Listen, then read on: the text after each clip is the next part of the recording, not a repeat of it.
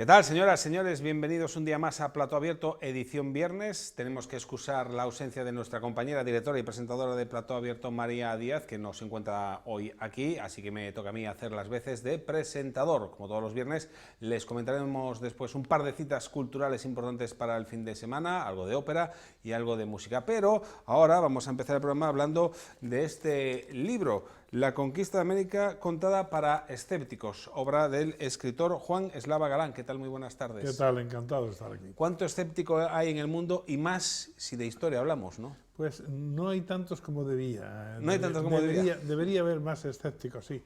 Y entonces el mundo iría mejor. Lo que sí está claro es que la historia da para muchas versiones, para que uno se crea una versión o se crea la otra. Y yo no sé si lo que nos han contado, por un lado, de que eso fue una masacre, un genocidio, o por el otro lado, que fue más o menos del color de rosa, Sí. bueno, es así. No, los dos aspectos son falsos, obviamente, ¿no? La historia tiene tonos claros y tonos grises, ¿no? Y tonos a veces muy oscuros. Pero concretamente nuestra actitud o lo que nosotros hicimos en América, en la conquista, se ha falseado mucho porque, ya se sabe, la leyenda negra, aunque sea un tópico hablar de ella, pero es cierto que existe, ¿no? Y nunca los españoles fueron genocidas, que ellos eran provincias españolas como las de aquí, donde llevamos universidades, carreteras, iglesias, catedrales, todo esto, y obviamente se trataba a los indios como a súbditos que eran de Castilla primero y luego de España. Que había encomenderos que abusaban, evidentemente los hubo, ¿no? Hubo abusos, ¿no? Pero también es cierto que desde la magistratura de España, desde la monarquía, se intentaba evitar esos abusos. Sin embargo, otras potencias europeas que han tenido colonias no han tenido, digamos, esas leyes para proteger a los indios o a los indígenas. O sea, que fuimos un poquito menos malos, digamos así, sí, fuimos, que el común denominador de la época. Sí, definitivamente menos malos. También hay que tener en cuenta una cosa. Nosotros hicimos la expansión en América en el siglo XVI, XVII, ¿no? La mentalidad era muy distinta a la del siglo XIX, cuando se ha hecho la expansión de otros imperios europeos y han hecho tremendos abusos. Así que en comparación, digamos que salimos muy beneficiados.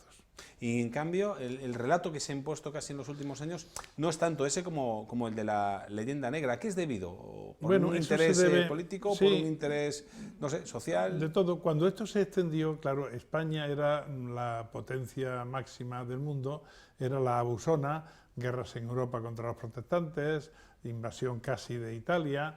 Entonces, claro, los españoles eran los yanquis de aquel momento, había que hablar mal de ellos, ¿no? Pero también es que tuvimos a un fraile, Bartolomé de las Casas, que escribió un libro denunciando los abusos. Abusos que eran ciertos, pero él los exageró. Ese libro rápidamente se tradujo a todos los idiomas europeos y se magnificó. Él ya había exagerado, pero además exageraron más. ¿Por qué exageró, Fray Bartolomé? Él exageró sencillamente, él estaba muy dolido por lo que había visto abusos verdaderos, ¿no? Pero él conoce solo una pequeña parte de América y él extiende ese mismo abuso a todas las partes de América, ¿no? Y lo exagera notablemente. Eso después cae en manos también de un dibujante belga que hace unas láminas que circularon mucho por Europa, donde se reflejaba a los españoles haciendo barbaridades con los indios, y esa es la leyenda que ha llegado hasta nuestros días. Bueno, como no podía ser de otra manera, en este libro se habla del descubridor, de Cristóbal Colón. Usted no deja lugar a dudas, es genovés. Lo digo porque aquí muy cerca en Bayona hay quien reivindica que es de ahí, que es gallego. Sí, bueno, también catalán. También, bueno, no gallego, sé. que catalán, que judío, bueno, ya desde los años 30 ya se han descubierto contratos de su familia genovés. Lo que ocurre es que él ocultaba cuidadosamente sus orígenes, porque era hijo de un tejedor muy humilde, que a veces era tabernero. Y a Colón era un hombre muy ambicioso. Él quería ser no solo muy rico, sino muy noble. Por lo tanto, cuando está en la corona de Castilla, está en España, él procura ocultar sus orígenes, que no se sepa de dónde procede. Bueno, este es un libro que, en contra de lo que puede parecer para, digamos, los profanos en la materia, es más ameno de lo que uno se podía esperar, entre otras cosas porque usted es muy dado, no solo en este, sino en esa trayectoria de libros para escépticos, a darle digamos, un toque de humor, sin pasarnos la raya, vamos. Sí, en la historia se puede siempre dar el toque ese humorístico y realmente, claro, cuando los españoles llegan al Nuevo Mundo se encuentran un mundo que realmente es nuevo, completamente distinto. El clima, la vegetación, los animales, todo distinto. Entonces, ese impacto, claro, se presta también mucho al humor, ¿no? Y a conversaciones que incluso se recrean, no de personajes, digamos, de primera línea histórico, pero sí de otros personajes que formaron parte, obviamente, de la historia. Yo subrayo, es decir, obviamente trato a Colón, a Hernán Cortés, a Pizarro, a los grandes personajes. Pero también me interesa no solo los personajes que hacen la historia, sino los que la padecen. La gente, es decir, la gente común que iba allí a buscarse la vida, ¿no? El emigrante. Entonces me he inventado 2 o 3 nombres de emigrantes que por otra parte coinciden con personajes verdaderos, y entonces en sus conversaciones y en las cosas que le ocurren estoy reflejando lo que realmente era aquello, que era muy distinto de lo que ellos esperaban, ¿no? ¿Por qué la historia, no sé si decir, no nos engancha tanto a la gente? Hay episodios, llega España, bueno, acabamos de vivir ayer la exhumación del dictador, desconocemos mucho de lo que pasó en la Guerra Civil, de otros episodios, el cine parece que se empieza a adentrar en determinados capítulos, no es barato hacer una película, pero parece que somos un país que, en comparación con otros, todavía desconocemos mucho de dónde venimos, no sé por qué. Bueno, hay que tener en cuenta varios factores. Uno de ellos es el bajo nivel cultural que todavía tienen los españoles. Esto se va remediando a marcha forzada, a pesar de que los últimos planes de estudio han sido desastrosos, pero bueno, la gente va sabiendo más. Pero claro, esto es un proceso lento. Otros países europeos de nuestro entorno tienen un nivel de lectura mucho más alto, es decir, empezaron antes esa carrera a la que nosotros nos estamos incorporando. Yo soy optimista respecto al futuro porque, por ejemplo, cada vez se lee más en España. Hay padres que no tienen el hábito de lectura, pero compran para los hijos y se lo inculcan a los hijos, para que una casa donde hay libros progresa, ¿no? Entonces yo eso lo tengo en cuenta. Luego, si nos centramos en la historia, es que la historia siempre la hemos dado de un modo muy aburrido, con muchas fechas, muchos reyes, es decir, y entonces, tal como nos la han dado en la escuela, esto ya está cambiando, pero la tradición ha sido una asignatura un tanto peñazo. Entonces, claro, yo intento contar las mismas cosas, pero de manera que se pueda leer pues, como la lectura apasionante que es, ¿no? La lectura de cosas que ocurren. Estoy pensando en aquel libro, El mundo de Sofía, que acercaba la filosofía a los escolares. Un poco la gente dice, filosofía, Barrera, Nietzsche, Platón, Barrera. De pronto, y de repente, a través del personaje de Sofía, nos iban contando la historia. ¿no? Claro, efectivamente. No sé si ese es un poquito el camino, no sé si lo ha utilizado como modelo o no a lo largo de su trayectoria. Absolutamente, sí, me parece un modelo espléndido, porque es lo que yo intento. La gente tiene muchas cosas que ver y que hacer hoy día, ¿no? Vivimos en un mundo tanto ajetreado. Entonces yo intento que mis libros, por lo menos es lo que me dicen los lectores, cuando cojan una página se enganchen y lleguen hasta el final divirtiéndose, además de aprender, divertirse, ¿no? Es lo que yo intento en mis libros. Y concretamente este ya va por la 7ª edición, o sea, que quiere decir que a los lectores les está gustando. La novela histórica está muy de moda. La historia está de Posteguillo moda. acaba de recibir un... Ahí es donde se ve el interés que ahora suscita la historia en gente a la que antes le aburría. ¿Qué personaje cree usted que ha sido muy maltratado o infravalorado, en este caso, en la conquista de América, en el descubrimiento del Nuevo Mundo? Sí, bueno, quizá sobrevalorado. ¿O sobrevalorado? A Colón, porque toda la fama que tiene Colón en su tiempo no tuvo tanta. Es decir, llegó a América, pero después había mejores marinos que él que no tenían la idea de que allí había unas islas, que él la tuvo y por lo tanto él llegó primero, pero después hubo mejores marinos, pero la fama de Colón procede de finales del siglo XIX, cuando iban las grandes emigraciones de italianos muertos de hambre, pobrecitos, que emigraban a Estados Unidos, sobre todo a Nueva York, y allí se sentían despreciados como elementos de segunda clase, entonces ellos se enorgullecían, decir, oye, Colón era uno de los nuestros y todo esto lo descubrió él, ¿no? Aunque fuera un poquito de casualidad, ¿no? Porque aunque fuera así, no, realmente Colón a donde iba era a Asia. Claro, es decir, él creía que enfrente de España, cruzando el océano, tú llegabas a Asia, a las Molucas, que eran las islas de las especies, que eran carísimas en Europa, y ese era el gran negocio, ¿no? Se topa de pronto con una tierra, y durante siglo y pico los españoles estuvieron continuamente explorando las costas, buscando el paso, es decir, les estorbaba América, querían atravesarla y llegar con sus barcos a la especiería. Claro, ahora miramos el mapa y nos damos cuenta de que es que América ocupa desde el Polo Norte al Polo Sur. Casi mejor ir por el otro lado, ¿no? Era mejor darle la vuelta a África, que fue lo que hicieron los portugueses, y se enriquecieron mucho, claro. Bueno, de América al menos trajimos la patata, entre otras muchas cosas. A lo mejor la patata, el chocolate, el pimiento, el tomate. Es decir, que hay una cocina en Europa antes de Colón y hay otra después, ¿no? Y todo eso, claro, los productos que más consumimos ahora vienen de América.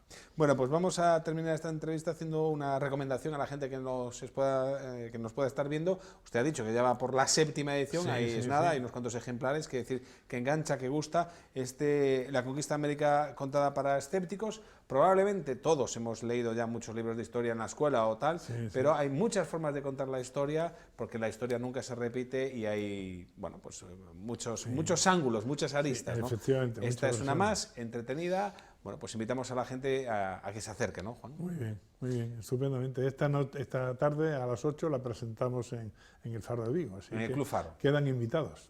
Pues ya saben dónde está, en ese edificio en el antiguo rectorado de la calle Arenal, el Club Faro. Juan Eslava, pues comentando y atendiendo a las peticiones y a las preguntas de todos los que hasta allí se quieran acercar para esta novela que recomendamos desde aquí, desde Televigo, desde Plató Abierto, La conquista de América contada para escépticos. Muchísimas gracias, Juan, por tu presencia aquí en Plató Abierto.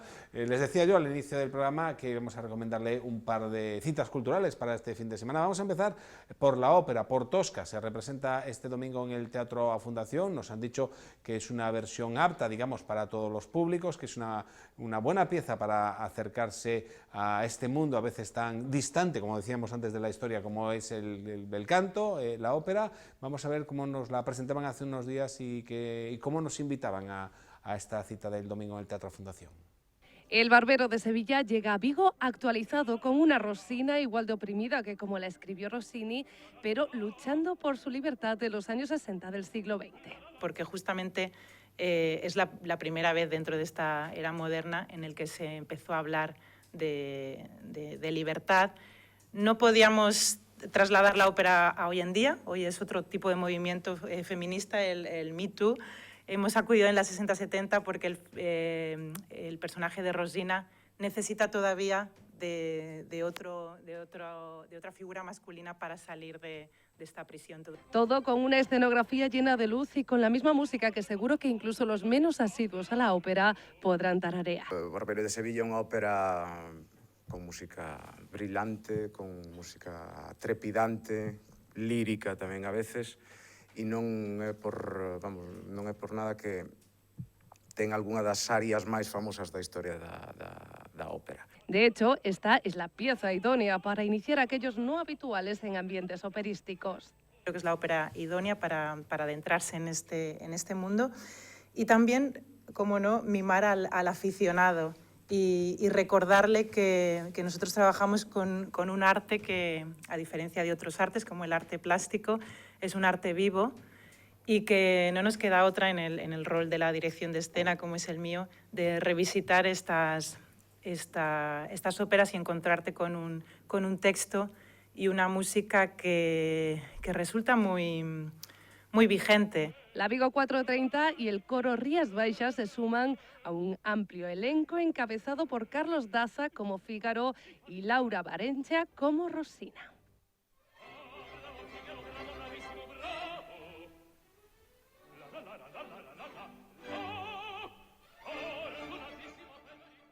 Bueno, escuchábamos ahora ese aria del Barbero de Sevilla, que decía yo Tosca. Tosca se representó cantada hace unas cuantas semanas. Este domingo la cita en el Teatro de la Fundación es El Barbero de Sevilla, quizá una de las óperas, en este caso de Puccini, más conocidas de la historia, que estamos hoy viernes hablando de historia. Otra cita bueno, pues casi inexcusable para este fin de semana es musical. En el Auditorio Mar de Vigo, mañana sábado, se celebra el Vibramau Fest en sesiones de mañana y de tarde, con un buen puñado de grupos, como por ejemplo Novedades Carmiña o Soel López, también Escuchando Elefantes, esa banda que de vez en cuando escuchamos en directo en la calle del Príncipe. Nos sorprende mientras estamos de compras y vemos ahí a los dos integrantes de esa banda que, bueno, están rompiendo moldes a la hora de hacer música, que estarán presentes en este Mar de Vigo, en este Vibramau Fest, tocando pues distintas canciones, entre otras esta que suena a continuación.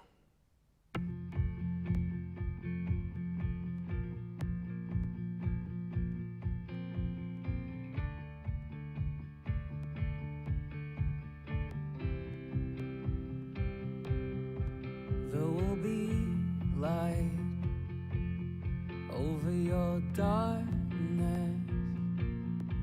There will be joy over your body. You'll see the sun on your open arms. No more loneliness in your heart.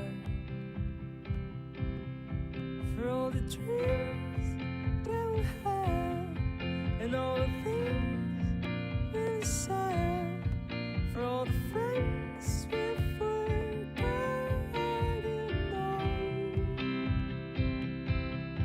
for all the songs we've sung and all that we left behind, for what is hopelessly, carelessly. There'll be